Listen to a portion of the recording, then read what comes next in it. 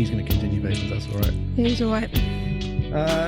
Well, Merritt, I must say, the amount of office quotes that we're going to do as a trio, a tour de force, if you will, it's going to get so in-jokey, this podcast. It's not even going to be one, is it? No. And that's all he has to say on the matter. You're an idiot. Just Naomi general vocals from general voice. And that's how we're going to introduce Naomi general vocals there. So that's her, yeah. There we go. Naomi Johnson, Thanks welcome to the podcast. It's like we're talking like we don't even know you. Who is she? Hello there. Hello there, everybody. We do have voice sensationalist, international singer extraordinaire star, if you will. You know, Thanks. And Naomi's here as well. Shut your mouth. There you go. Yeah, it's been a long time coming. It's nice to just... We do this all the time anyway. Yes, we do. We literally just sit and chat. Yeah. It must be weird to see me in like a presenter voice. Yeah. With a big old microphone. I'm used to the interviews now. Exactly. So, no, I'm joking. Exactly. Well, a little bit. In a way. In a way. Yeah. In a strange way. Yeah. But it's nice to be here. I'm excited to get cracking with this. Oh, cracking. Yeah. Let's talk about Lamb of God. Oh, my Lord. Should we talk about Lamb of God before we get into like your journey? Oh, my Lord. Yeah, let's It's very so good. we all found out randomly. I say it's randomly. It may have come out like, what, 3 or 4 times in 3.5 years. 3.5 years. We're like, did we ever get Lamb of God tickets? Because they cancelled the tour, didn't they? Mm-hmm. COVID. Okay, that thing. The old classic. Stop that now, yeah. COVID. And then they postponed it, didn't they? And I literally left my brain, and I was thinking like, I swear I've been refunded for these tickets, like I didn't even check. Mm-hmm. And I saw them do that post on Instagram saying like, Manchester, looking forward to seeing you. And I was like, hang on a minute. And then, yeah, you guys were luckily free. So Yeah, I seen the email you forwarded. And I was just like, I'm glad we didn't miss that. Yeah. I mean, that whole palaver of trying to get into your Ticketmaster account. Good Lord. We're just That was like, stressful. is this real life? Can we even get through with this? Brought Ian along, which was great. Ian GT Davies. Ian If you GT listen Davis. to this, hello, mate. Ian Gran Turismo Davis. Official middle names. Probably the best middle names ever. But he was a good one to take with us, wasn't he? He was. He loved it. Perfect choice. And very Easy as a good. villain. It was like a nice drive. You know, it felt a little bit long. Bearing in mind, we done what? Newcastle, like the week before. Just 10 2 days hours. before, wasn't it? Yeah, it was very, very long. We used to long trips, but it was worth it, wasn't it? Great set list. Absolutely. Such a good gig. Volume was like really, really good. Yeah. It wasn't too loud, was it? No. And No. then we all basically had really hanging necks the next day. Yeah, my neck is still sore from headbanging, but it's worth it. It was great. Anything to add, Merritt? It was great. It was it was fantastic. It was an ethereal experience. I It would was. say. Because we saw them, didn't we? Me and you, Years ago now. 10 years ago. That makes me feel old. Yeah. It's a shame. It's all right, you got me here. Yeah, that's a surprise. 58 today. 58 everyone. tomorrow, I love it. 1800s, was I it? love No, it. but we saw them, didn't we? And we loved them back then. They were And, very good, yeah. and this time, you know, it was just like above and beyond what we saw last time. Yeah. The interesting thing I found is we've now not seen them with all original members at all. No. Because when we saw them originally, guitarist Mark Morton, Mark Morton. Mark Morto. he had family issues, so he flew back to America, where they're from. We're from Virginia, if anyone wants to, you know. I love that when he does the He important does get bits, his- he goes right up. I like that though. The facts. So are, they can hear you anyway, but you know, you're gonna. Yeah. But you really want to get in there with the facts. You know what I'm saying? So he was replaced by a guitarist by the name of Paul from the band Between the Buried and Me. Not my dad. No, not Paul. My dad is called Fisher Johnson. Illustrator, graphic Who's designer. Recently Recently trained as a personal trainer. I give that at the ripe old age of Brilliant. Ripe old age of 60. 60. What a legend. Well done, Paul. My dad listening, you know. And this time, obviously, the original drummer, Chris Adler, has left. Yeah. So they have someone called Art Cruz. I think I was calling him Art Dodger, but I don't think that's. I his don't name. think that's the That's your name. official I surname. didn't- His name. I didn't notice. I wouldn't have noticed a difference. They No, were he was- amazing. yeah, they were fantastic. They were very, very good. Really, really tight as a band, weren't they? Yes. Just incredible. Excellent. I think what I really found like refreshing about it, that is refreshing, That's the first quote. which I wasn't expecting, is like, you know, you get this whole thing of metal gigs going to be like, you know, it's an aggressive nature, like the sound, and you think in that space it's going to be people that are like that. Yeah. But actually it was so, you know, I felt so safe because there was basically a handful of women in there. Yeah. And I was going in with, I'm going to get crushed here. But actually, people are really respectful, aren't they, in that kind of place? Like, Yeah. Yeah, it's really nice. people to like see. literally saving me, you know, Yeah, they were. from being dragged into the pit and stuff. So, yeah, I felt like it was buzzing. And then they did redneck, and then it got really hairy. Good Lord. We headbutted each other. I nose butted your literally head. went to headbang at the same time as you, nose in my skull, lump on my head. And that is a sizable, chunky nose. I don't want to say anything. Apart don't from bring that, that pretty good. And then we had the nice double pinters. I got a funny We photo did. of you. We got some very funny Shall I show the photos. camera? I mean, you can show the Show the camera. camera. I'll probably chuck it in on the old thumb, I'll not show a thumbnail, the but you know. camera. It's more authentic. For people who are listening, I mean, just watch it on YouTube. You know what I mean? You don't get the full experience if you just listen to it on This Spotify, photo is but- good. Here we go. That's one camera. That's Good Lord. Good Lord. You're that's just a zoomed in photo. You're just not there. Like, No, I was on a different the planet. lights are on. The lights are on, but no one's home. You can have that. I'm gonna leave. I'm not even gonna correct myself. There's no room for corrections here. The lights are on, but no one's Yeah. home. You're gonna have to stop yourself from laughing at me when I'm on a tirade on my little script and I make one mistake and I'm there like I need to keep going through and you'll be like, I will be doing that. What would Yeah. you like? I'll be like, One more time. so Naomi, tell me about. I want to hear your journey from music. When was the first time you heard music? And I know you have very musical parents. Yeah. And Do you? basically, how did you get from being born to then meeting us? how long you got? No. in the world? Okay. So where do I start?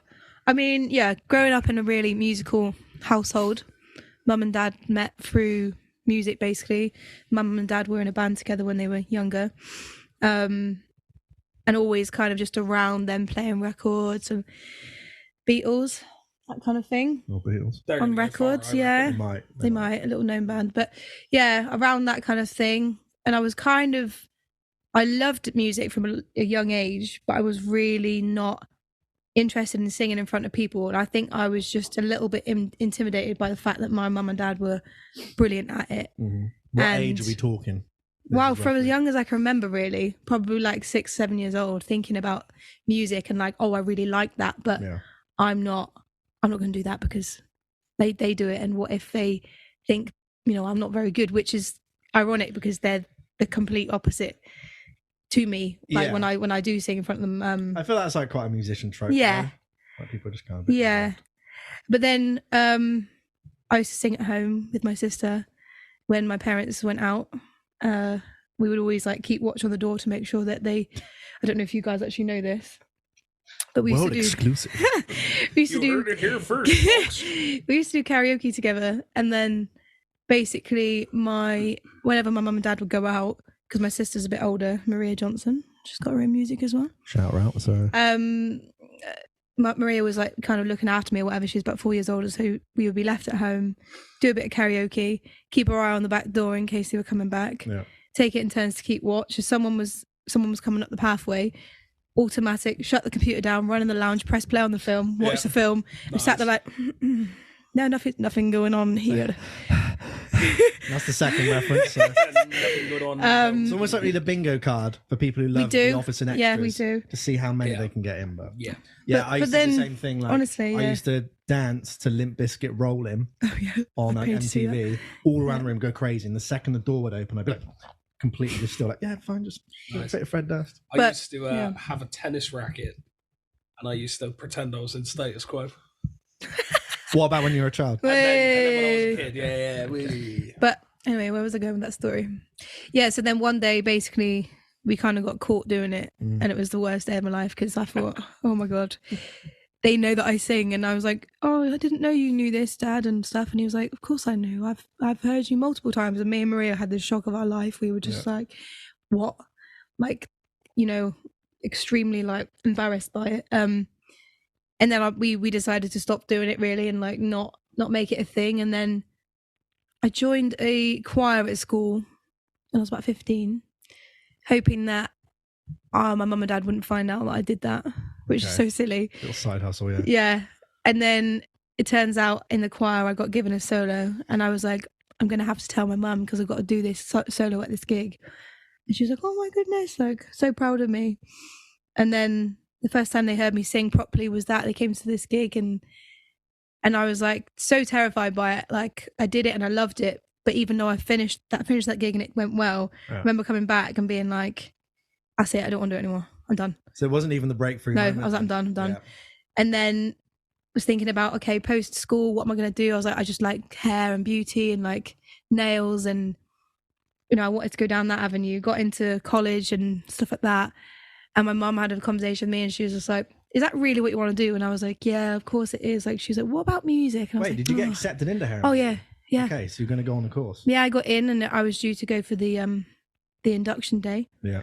And then mum was like, why don't you just have a look? And I was like, well, I don't want to have a look. So she had a look. Yeah. And she found the Bath College course, which you'll know as Mez. And she was like, you should just don't pull faces when I'm talking. There's the face again. And then, you know, she applied for me. I was sat next to her, but I wasn't willing to like get stuck in. She was doing it for me. And then, you know, next thing I know, they give me an interview and I basically was pooing my pants, if you will. Put it mildly. I didn't want to be crude, you know. And then I did the audition, got in, Clive Stocker. That was mine. Clive. What did you do? Songs? I did Price Tag. Nice. Jessie J, because Jessie J was my absolute love when I was younger. And that was all I had to sing, just one song. Got in and I could not believe it. And I was like, because I'd got in, I just had to accept that I had to sing in front of people. Okay, so you're like, it's almost like you're still not there yet with like, this is me, this is no. what I'm doing, I'm a singer. I was just like, literally your whole lineage of your life. Yeah. Parents. Yeah. Very musical family, yeah. I was sort of ticking the box of like, this is what I do, but I didn't really believe that it was what I did. If you know what I mean? It's like imposter syndrome, isn't it? You'll still get that, yeah. And then what happened from there? Like, obviously that's when I met you, Mez. So then we were put in bands, weren't we? We were. Well, I wasn't put in a band with him by choice. I just dad. Funny thing was, I met drink to that. my current co-guitarist, Cameron. That's what you get for slagging him off. I met oh no! I met him on his doorstep by complete chance when he got locked out of his house one day. He was playing guitar on his doorstep, and I don't know what possessed me to do it. I really don't. But I never normally talk to people. But I was like, he's got a guitar. I'm going to go talk to him. That's cool. Yeah. And friendship came from there. And funnily enough, I nearly went to Fowler's on a... I remember that. Oh, what's the word? Apprenticeship. I nearly did an apprenticeship at Fowler's. But then he kind of just went, you like playing guitar, don't you, Merritt? Just come to Bath College. So I did. I did Phantom of the Opera by Iron Maiden. And you got in? And I got in. And Nini as well. What I like about both your stories there is that it kind of wasn't on your mind. It was like very like pushed back to like, well, I do like doing this thing, but not confident or not enough to pursue it ourselves. Yeah, and then just being like, well, I have to do something else. Yeah. And like, even though you had interest, you both had interest in the other stuff. Definitely. And there's a parallel universe now where like you're at Fowler's. And I'm a beautician. Got my own salon. Yeah, exactly. Lash and everything. Yeah. So that's not the real title. No. Naomi's Lash and Beauty everything. by Naomi J. There we go. So still available for lashes. There we go. See. But yeah, it was just a weird one because on that open day or on that first day, we were getting put into bands and Cameron went, just come sit over here before I got picked. So it wasn't really by choice at all. It was very much I'm going to go and sit with my chum and see what's going on. But then Naomi got put with you. I did. I think you were in the band before I was, in actual fact. I think Cameron literally just went, yeah, she's good, we'll have her. So cheers, mate. If you're watching, I've got my thumbs up. Yeah, but then at the time I remember thinking, oh god, like I'm in a band with smelly boys. No, I'm joking. I'm in a band with... You're not joking, because that's they did stink. Yeah. No, I'm in a band with these metalheads and I don't pull faces. And I'm not a metal girl. I love my Paramore, but I was thinking, oh god, I don't know like what we've got to write songs. That was the kind of the... What's your musical palette at this point? At Paramore, this point, Jessie J, so like pop. I love my pop, my R&B. I love Beyonce. Because wasn't one of the songs that Maria and you duetted was Beautiful Liar? Beautiful Liar, Shakira and Beyonce. Who was Shakira and who was Beyonce? Well, I was Now Maria will correct me if this is wrong. Let me think about the lyrics. I think I was Shakira Okay. because I used to put on a little voice, you know. Can we get a sample? I wasn't going to ask you to do it. It's up to you. Lole, lole, lole, lole, lole, lole. It's very good. That's really good. That's actually quite good. I'm at your feet. Yeah. Can we hear one from you, Shakira? Do you know what? I prefer that. I'm off. Dear. Don't need to. All right. Nah. Anyway, so what happened next? So you're put in a band with sweaty boys. Yeah. You're getting introduced to metal. You're getting introduced Yeah. to that kind of style, especially singing over that music. Yeah, because if you Congratulations. know Cameron McElwee and James Merritt, Yeah. Guitar player of Elusis. We've seen them a couple of nights ago. Very, very fucking It good was, boys. it was last It night. was last night. It was. It was last night. So. if you know 37. if you know them, Band at 8. you know that they are tall, kill switch engage kind of. I'm more Lamb and Gold, but yeah. Well, back then you weren't. I was. You're more status quo. What's an man. opinion if you know? All around my head. I will wear. The green willow. But no, you were, and it was prog metal, and it was something that I was like, I don't know how to sing over this, and it's kind of scared me at the time, and I was really worried about writing with you guys. You remember? I do. And I kind of had to just do it because, unfortunately, at the time, it wasn't so. It was kind of like the songs were written between you guys, Yeah. and then I put vocals over it. Yeah. So it wasn't like let's write it together. It was like I'm putting this on top. So whatever they had in their strange time signatures and alternate drop A tunings and two guitars playing lead guitar, bass, stuff like whatever, that. But yeah, I at the time I was thinking, oh God, I'm just gonna have to try here, and I did get good at it, and then I ended up learning to just love it. And I don't know what happened to me. I just loved. It was a lot of fun. I loved the metal, and then we were covering stuff like Disturbed and Killswitch, and what else did we do? We did Darkness at one point. Oh yeah, what Remember song was The that? Christmas song. Christmas time. Yeah. We did that at one point. That was. Don't that let was the fun. past. Away from me. You did Barry White at one point. did Barry My first, White? My last My one. Just first. physically impossible. Yeah. That was not great. That wasn't fun, was it? No. You didn't change the key for me. No. So you've changed. I would just like to point out a disclaimer that I was not the musician that I Oh am now, no, with the prowess that I have now. no. But we were kids. Yeah. We were. Yeah. But I guess the moral of that story is I ended up loving metal. And then we sort of branched from there, didn't we? How did you Yeah. feel I about mean- your vocals at that point? When you finished college, going into uni, When I did you finished still college. did you feel like a singer? Did you feel like you were like, this feels right? Or did you still feel a little bit like, I don't belong here, everyone's better than me, all that kind of like jazz? I remember thinking, oh, I'm quite good at this. And thinking that it was cool to tell people, oh, I do music at college and I'm in a metal band and I sing. Because we were gigging, weren't we? A lot. I was going to say, you gig Quite a lot. Quite a lot, yeah. Like our first gig was at the Croft, as it was called back then. Wasn't it? Which is what you just played yesterday. I Which is can't- Crofters' I- Rights. Yeah, it's Yeah. Crofters' Rights. Yeah, it's the Croft. I can't remember the first show we did. Shows how much that means to him. It's all right. I'm staying right out of this one. No, but no, it was because do you remember Mark Nelms? Yes, it was, and your dad came as My well. dad And I came. remember I was borrowing the amp of the band on after us, and your dad was showing me what I should do to it to make it sound the way I wanted it to. Yeah, good lad. I remember it, mate. Yeah. Yeah, so that was the Croft. And then, but I mean, we also did gigs at the Fleece, Louisiana, the Cooler, Green Park Tavern. Green Park Tavern, Bath, We played the Egg. the Egg. It's funny because I now look like an egg. Yeah. Kind of. We also played the Comedia in Bath. Media, That's pretty We good. used to play. We also played Moles, cheese and grain. Cheese and Kind Grain. of got a lot of gigging out we the did a way lot of gigs while you were trying to figure out your Yeah. literally your voice Yeah, and where you wanted to go, which Yeah. was kind of good, wasn't it? You just Yeah. leave it. 100%. And I think that's why I felt like I fit in because we'd done a lot. We got a lot under our belts, Yeah. and when we finished, we weren't. Did we call it a day with the metal band? I think I so. can't remember the timeline. It broke up when, well, I wasn't even there, but I'm going to pretend like I was. I remember it splintering when you went to uni, Yeah, because instead of you at college where I guess you were lumped into like classes with mixed instruments, yeah, in uni, which is where we met, it was like guitar course, vocal course, drums, bass, production. You then got splintered off, and there was only one class I could think of called LPW, where it was like, right, we're playing Rosanna, right, we need a singer, we need a bass player, we need this. Or artist development, where you put into groups for like a term. Yeah.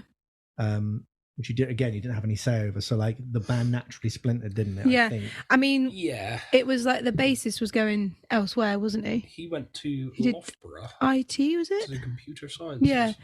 So, I mean, it was naturally like kind of, we were thinking, well, back in the day, we weren't thinking, oh, let's replace him. It was just like, oh, maybe that means it's the end. And also there was talk of the drummer not going to uni, wasn't there? Yes, there was. So that was kind of our thing of, well, maybe it's not meant to be. But then it didn't, I mean, me and you stayed friends. Well, I mean, pretty good friends, as much as you annoy me, but jokes. It's not jokes. Half joke. Yeah, and then uni, I guess I was thinking, oh, like I'm at my best now. I sound how I want to sound. And you're the most confident going into uni. Yeah, like first year of uni. Feel pretty good. I remember doing my audition, singing If I Ain't Got You. Nice. And feeling really confident. Annie Gardner was that sounded like... It sounded like it came out of nowhere. Annie Gardner. I was going to leave that, but carry on. But a good lecturer. No, she auditioned me, and I remember thinking, she looks really impressed. I must sound good. Got in, and then you got in. And then... What song did you play to get in, Mez? He played the True by Iron Maiden. I think we talked about it last time. What song did you used to finish at uni? True by Iron Maiden. True by Iron Maiden. True by Iron Maiden. Who sang on that with you? I backing track, actually. Yeah, backing track. So I sang it with you at some point, didn't I? Yeah, we covered it. We covered it. That was the other one we did. And we also did a bossa nova version at college. Interesting. Very I wonder interesting. how that will lead on today. Very interesting. We haven't even got the lead on yet. I'm nearly finished. We want to get the histrionics when we got the other things right. All right. You haven't even met me yet at this timeline, so No. That's so important. it's very important. It actually ties in, so it does tie in. Yeah. Anyway, we're at uni. I guess first year was a bit of a learning curve for everyone, not anyone. It really was, yeah.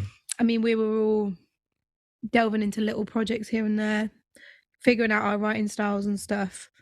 But then I guess that leads on to you. Does it? This is where I interject, yeah. So the way you felt at college first year was the way I felt at first year uni. Like I got in and I was like, how the hell do I even get into this course? Like, I don't know nothing, I can't play or whatever. And then the first couple of lessons being like looking over and looking at you shredding. It's all unamplified electric guitars. It's just all teen, like all this stuff. What's it like? I'm not gonna do it again. So fair enough. And being like, I'm rubbish. I need to quit. Like, what am I doing? And then there was one lesson we did on dominant seventh chords. And I'm there like, and I look over and it's Cameron and you. I look over and they can't do it. I'm so like, okay. I was like, I need to stop beating myself up. It's literally fine. Everyone has different strengths and stuff. But the first time I met you was that Merritt had given me your number because you wanted to do an audition for The Voice. The Voice scouted me. In first year. In so first they were doing year of auditions uni. in BIM. So we went to BIM Bristol, didn't we? Yeah. And it was something like you weren't free, something like that. So you were like, okay, I know someone, blah, blah, blah. Do you want to interject? So I had work. You had work. Staples. This was B&Q day or Staples? This was B&Q. I had work. And I remember you asking me outside in the corridor. I was just going into a guitar lesson. And I was like, I'm not free. I must have had a very high opinion of you because I was just like, I do know someone who is great. Still does to this day. Wow. So. Yeah. And I do know someone who will do a great job. I was like, Marv, are you free to? And you literally went, yeah. And we didn't really know each other. Like, not huge. You just were in a couple of classes together. Yeah. Second year, we were a little bit distant. First year, we were. No, you remember it, Marv? It's because you lived on the next 20 minutes. It's because you lived in Fishponds. You did. You used to walk to uni. You madman. Hour and 10 minutes. So. No, I just I introduced you to. I remember it, and then we did AC/DC. That was after that. So I remember, okay, and you messaged me, being like, okay, I want to do this song. We figured out times and stuff. Yeah. Then meeting up and kind of being. So can we run it in my flat? Shy. Yeah. I remember your flat was just like all in one. Yeah, Studio 58. I want to remember that you weren't looking at me when I was playing it. I think I was sat on the bed. Yeah, I was too nervous. It was If I Ain't Got You, and I was playing it on guitar, not piano. And I just remember like you were staring out the window, and we did it once, and we were just like, yeah, it's pretty good. And we're like, yeah. That was it. You And wanna do I was anything like, else? oh, We're you're like, quite good at nah. this. And then Yeah. literally went into that room. Yeah. And I remember because you had another song with a guy called Alex Smith. Oh Is my it God. Dock of the Bay or something he did? Yeah. Yeah. Because I did one song, he did another one. Oh, And forgot about that. they loved that.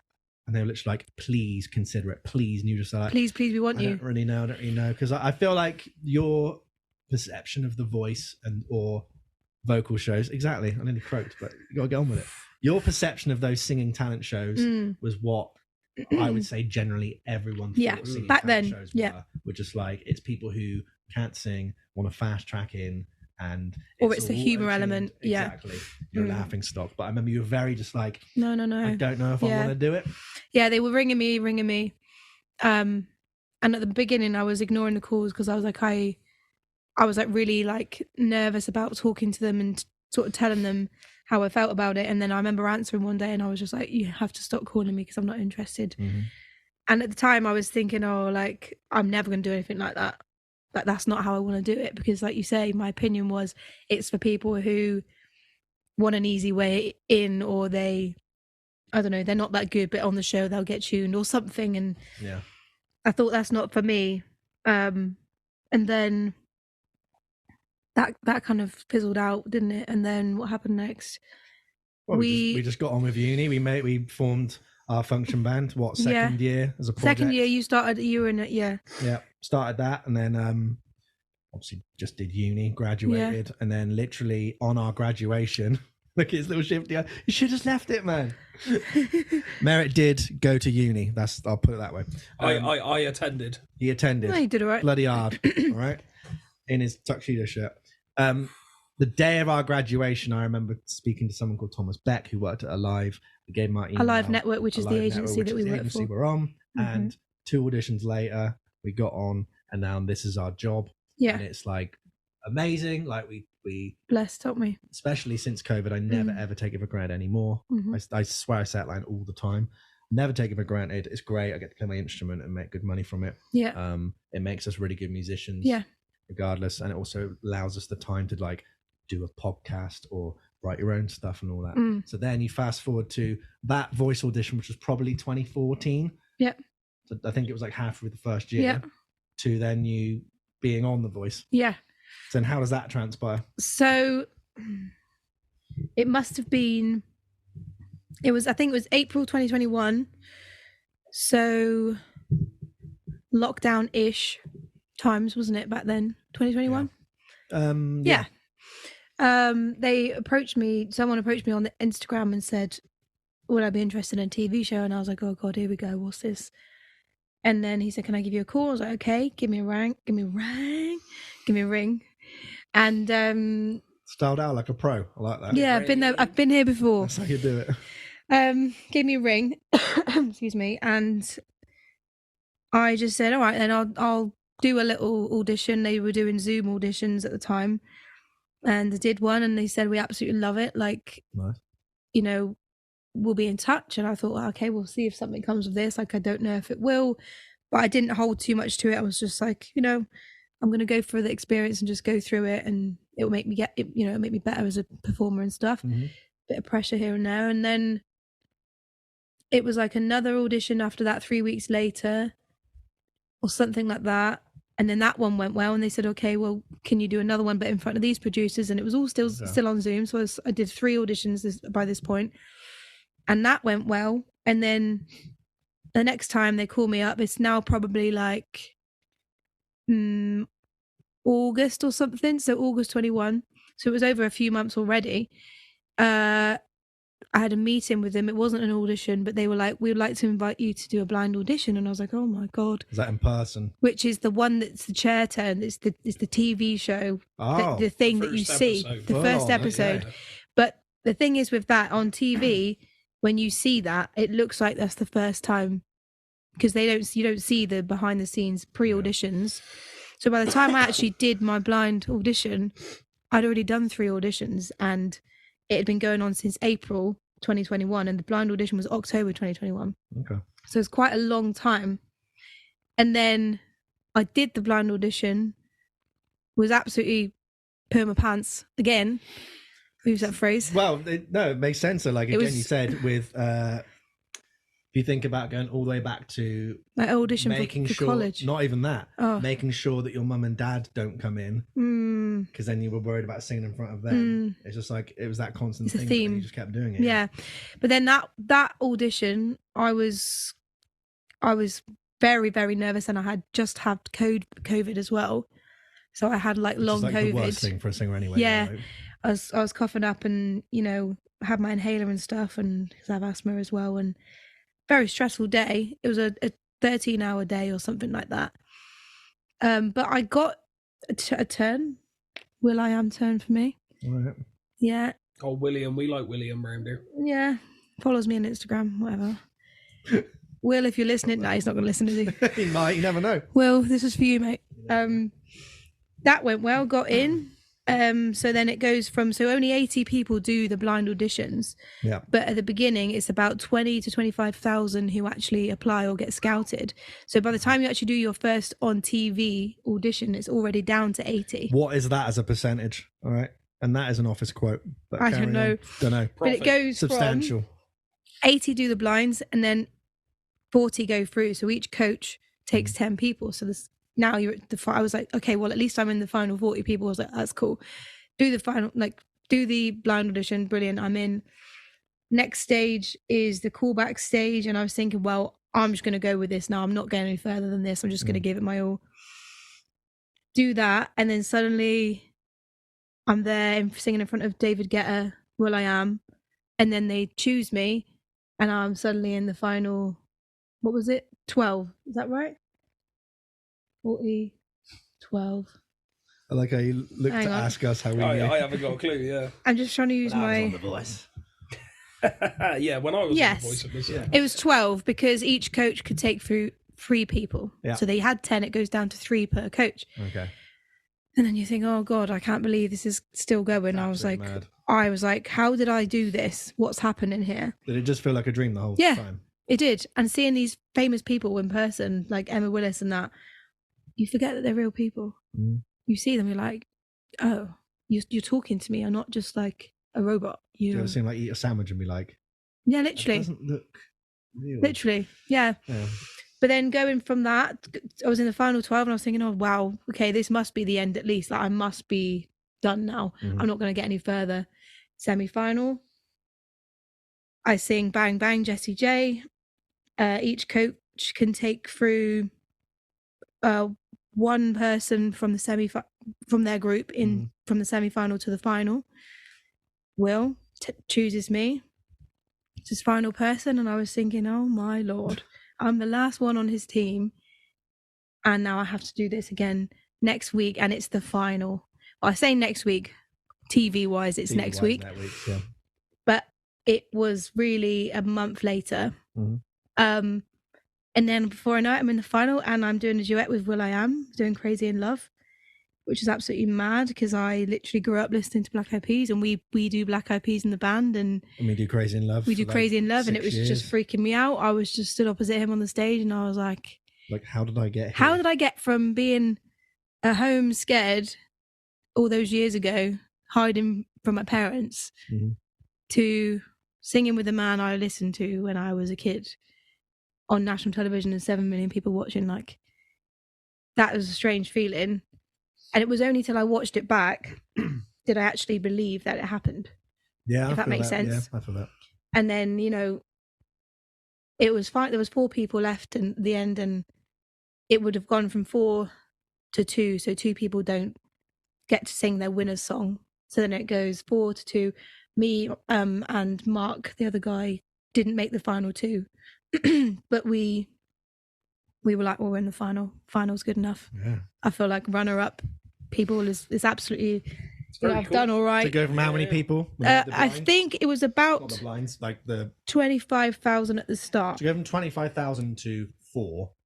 Yeah, it's quite a big jump. If you were to put that in anything else like M&M's on a table or something, you'd be like, that is absolutely astonishing. Yeah. I held on. So I did want to ask. Go on. Obviously, I'm getting very warm. there are probably 1 or 2 things that you can't say.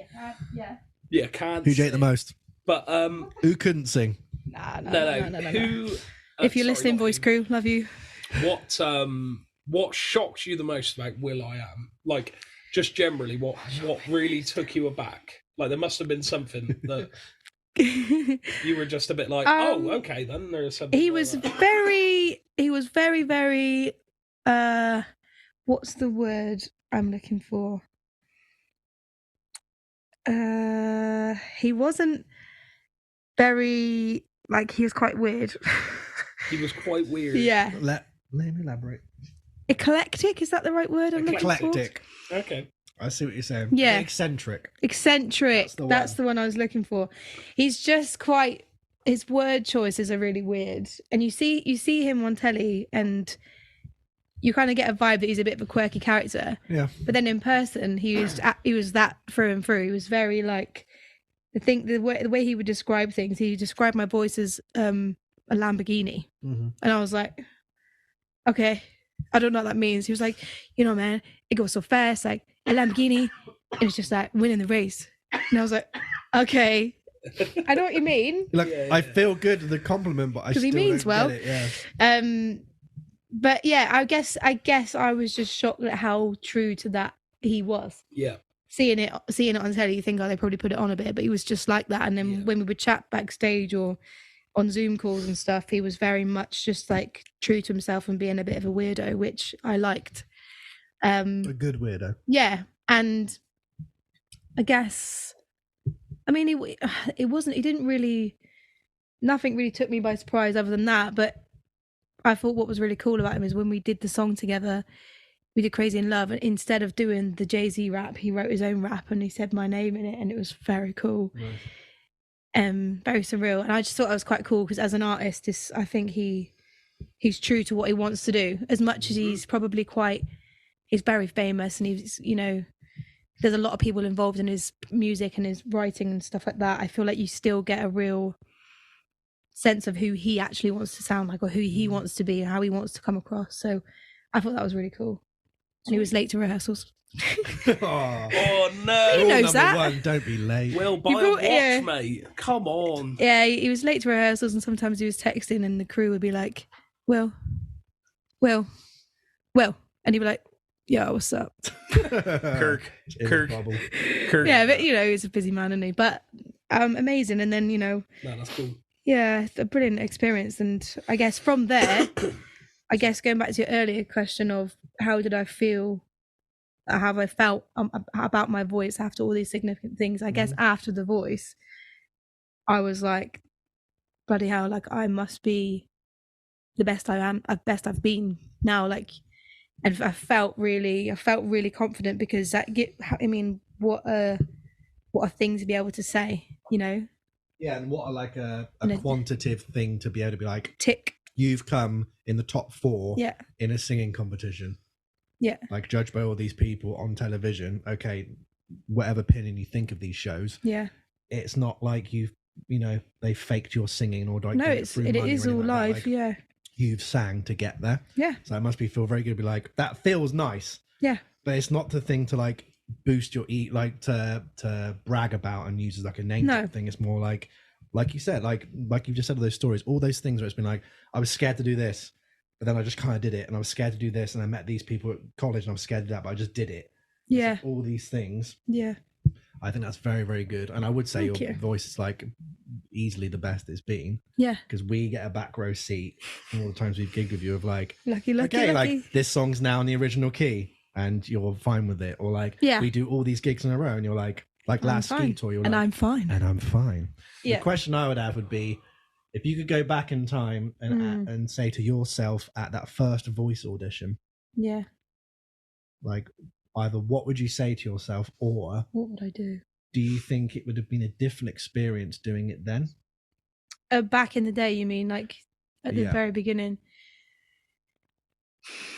Because like from the outside, it seems like you chose the right time to do it. I would, because it was COVID. Yeah. None of us even knew if we were going to gig anymore, like in function bands or any of the work. Any musician was like, I don't know what we're going to do. So it was like a good impulse choice for you to do it. But like, back then, what do you think would have happened if you would have said, yeah, go for it? Are you on about when I was at at First uni. year uni when they actually If I'd did have it. gone for it, I think I might have done okay, Mhm. but I think I would have regretted being so early on in my singing career and then watching that back. And that's not to say, you know, wherever you are in your vocal journey, it's bad. Yeah. It's just to say, like, if I was to look back on it now, knowing how I can use my voice, I might be thinking, if I'd only done that now, I'd be so much better, and I might have done better, and I might have, because I think learning in the way I did, not doing the voice by just gigging organically and you know, doing all the things that we've done, I think that was a better learning curve. So I think I made the right decision to not do it then, and maybe that put me in the right mindset for when I actually did it this time.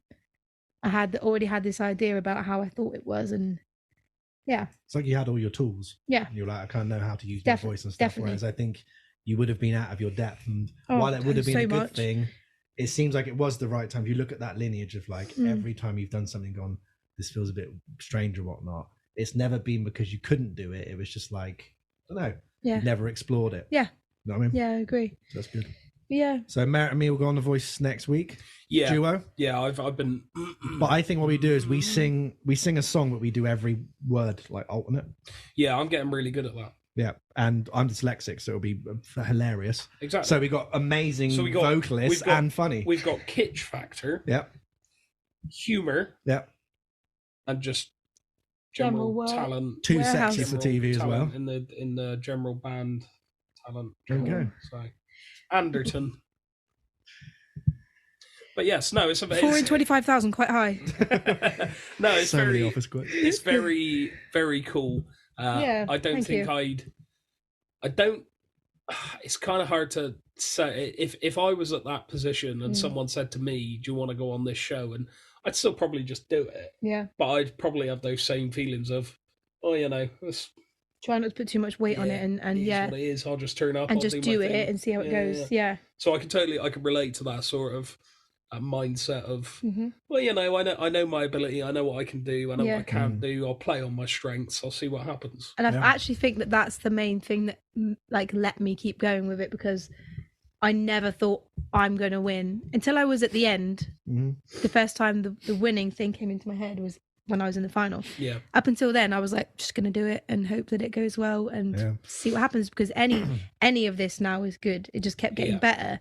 So I was like, I'm going to sit back and not think about it like that. And I think that's the thing that allowed me to perform better and just crack on with it, you know, not put pressure on myself. So it's just a bonus at that point. Anything more you get after that point of, I don't want to say it's like, it's not like you needed that confirmation of I'm good, but to have that confirmation and then be like, okay, well, if I win this, that's something else entirely. Yeah. Yeah. But then having that confirmation from someone like will.i.am, like, oh wow, of course you've already known for years that you've got ability, but then to have that, you know, confirmed that extra, just validation, that extra like layer. Good, same as a degree, same as passive, anything like And like our bookings, especially, like with the amount of people that book us and say, "Oh, we booked you because we saw this and that and the other." And I think even though I don't want my label to be Naomi Johnson from The Voice, it's nice that, because I forget people watched it.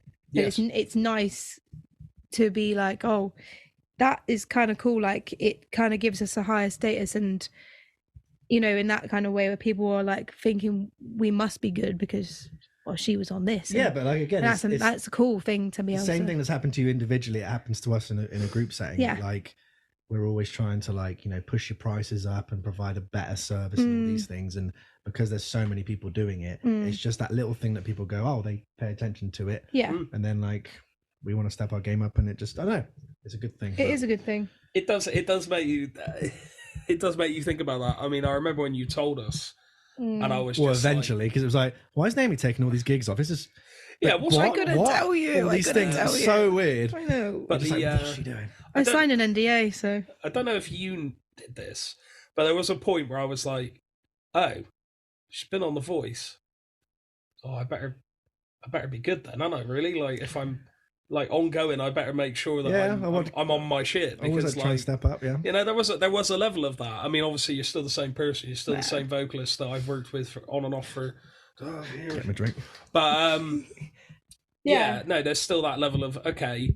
Obviously, the band on the show, of course, the musicians are going to well outweigh my ability. Oh, yeah. But sorry. Also, I know you. Oh, yes. That's what you were going to say. But I Instantly. Yes. Instantly. Oh yeah, I'm not that. even gonna. I'm not. I even didn't think that. I'm sorry. Carry on as you will. No. They just will. They just will. That's how it is. Yeah. So now it's like, okay, well, I'm not that, but if I can be the best individual musician that I can be, that then you know what I'm saying. So it's like a knock-on effect. I don't know. I get what you're saying. There is a level of that. Yeah.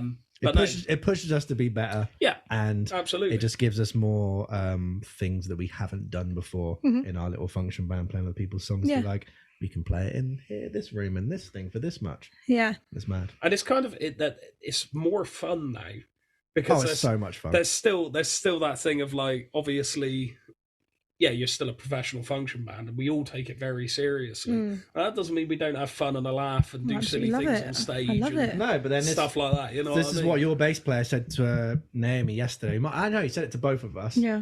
He said, whenever I think of like top tier function bands, he just thinks of us.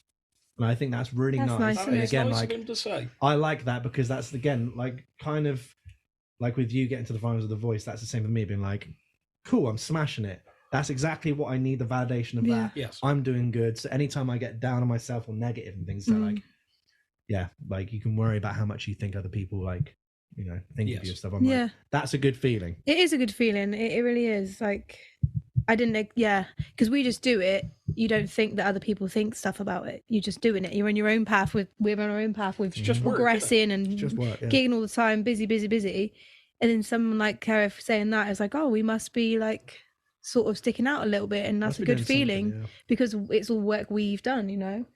Yeah. So something people don't see. I mean, I don't know about your guys' non-musical friends, but for a while, I'm pretty sure all of my non-musical friends were convinced that I'm like insanely rich and I'm like doing really well. Cool, man.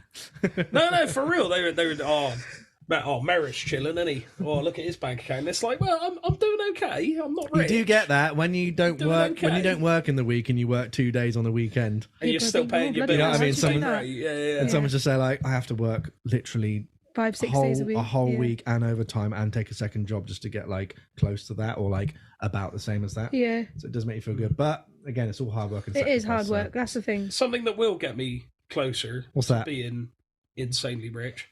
Is if you subscribe to our Patreon and give us all your money. Yes, buy all the merch. Buy all the merch. Yeah. There we go. Endorsed by the Voice. Endorsed by the official Voice. Carried out by. Exactly. Instigated by. Yeah, we're being more consistent now, you know what I mean? Yeah. With uploads and posts and all these things. I've got ideas in here. It's just getting it down into the old thing. Cracking that nut open. Cracking the nut, cracking the whip, cracking in a very... So what's next for you, Naomi Johnson, Voice Spectacularist? Well, I'm sat here right now. No. Naomi Johnson, The Voice. That should be your name. The Voice Johnson. Yeah, Naomi The Voice Johnson. Sounds like my wrestling name. No, Naomi The Voice of The Voice Johnson. All right, I'll take it. That's how you're going to label this episode, isn't it? It's not even going to have any title. No. Naomi The Voice of The Voice Johnson. Okay, well, thanks. Johnson. Naomi Johnson. Hi, my name's Naomi Johnson. What's next for me? Because you did that session the other day in London, didn't you? I did, yeah. Recording original music. And you've been doing those shows as well. I have. I've been doing a few nights at a bar in Soho called Freedom Bar, which is really cool. And we did one big show with like a load of the Voice crew, which is like a voice takeover. And some amazing talent, like an amazing bunch of singers. And now that I've started doing those kind of gigs, I'm just meeting people that I wouldn't usually meet because it's in London for one, you know, it's not in Bristol.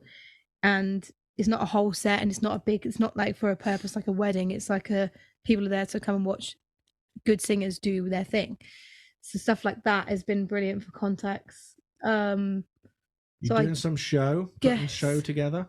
My own stuff. Yeah, you do. Are you talking about some sort of like cruise thing? Oh yeah. Oh yeah. Well, that's not original stuff, but that is. I will be doing a cruise contract of some description where basically I'm going for it's going to just be like a week at a time. So I'll put in a show together that's basically 2 45 minutes of, maybe for example it might be soul diva show, so stuff like Christina Aguilera, Whitney Houston, that kind of thing. 2 45-minute sets, and basically I'll be flown onto a ship, do my set like 2 or 3 times, maybe 4 times in the 7 days, fly back home. And can I request, or can I suggest a name for that? go on. Voices of the Voice of the Voice. Voyage. Voyage. So have you got any booked dates for that? Actually? No, I haven't, but I have just confirmed my set choices, and that's just waiting to be okayed. So basically it's all like in the works. It just needs confirming. In the fire. Nice. Yeah, which is really cool because it's a nice way for me to not have to just rely on our gigs, because there's times in the year where we don't do it as much as we do. We are very busy, but it'd be nice to be like, oh well, I can do this thing for 1 week and here and there, and then I'm chilling. I don't have to stress. And then break up the monotony as well. Like, it's Really like is, with anything, it's yeah. like this can sometimes get so boring, and like, oh, they want this song again, they want that song again, and like you just get sick of each other just naturally. So we all have our separate creative outlets, which is great. Absolutely. Yeah, Have that is exciting. Have you got any upcoming London shows with The Voice? Well, actually, not with the Voice crew, but there's a couple of us from The Voice who were asked to go back for a different night there. So it's not purposely The Voice takeover, but it's, I think, 3 of us singing there on the 28th of this month. Where? On a Tuesday at Freedom Bar. Freedom Bar in Soho in London. So get on down. Freedom Soho. Naomi Johnson presents The Voices of the Voice of the Voice Voyage.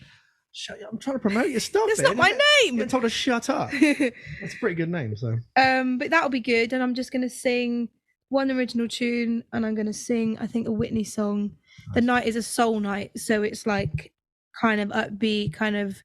Last time I did the soul night, I did like Respect, which we do all the time. Oh yeah. But that was perfect for that setting, so I don't hate the song. I did Listen, Beyonce, classic. So it's that kind of night, which I'm really excited for. So I'm going to do 3 songs in total, but I'm not. I was thinking about doing that song I was singing to you the other day, Don't You Worry About a Thing. Oh, absolute banger. Don't you worry what, the Tori Kelly version? Yeah. Very good. Everybody. So, well, if you want to catch Naomi Johnson on the Voyage of the Voice with the many voices of the voice, singing Voices Through the Ages voyage, cruise ship, anything, any available parties, anything. Can I stop you there? Go on. Naomi Johnson, 28th of this month, Freedom Bar in London, with other voices, vocalist voice. Yeah. Smashed it. Thank you. That was better, because at least he was promoting it. So get down there, get smashed, enjoy it. Yeah. That's my take on that. I'd join you, but I'm washing my hair that night. Yeah, you got a lot of it to watch. I'm watching him wash his hair. He's filming it for me. It's exclusive. Yeah. No, you'll actually be at choir. So what's your drop me in it. That's cool. Drop me in it. And and just one more thing before we launch in. Yeah. Dream job. What's my dream job? I mean, singing. Yeah, but you've already got that. So it is my dream. I've dreamed about this. Do you have a specific? I mean, the ideal, I would be making all the money I wanted to have a comfortable life just from original music. Cool. I think that would be the dream. Absolutely. But right now, this is my dream, which sounds really soppy, but I love it. Ain't no sop round there. I love it. Do you love it? It's all right. Oh, shut up. No, it's the best job I've ever had, and I don't know how to equate this, but I don't think I'd want to be here if I couldn't play guitar. So yeah.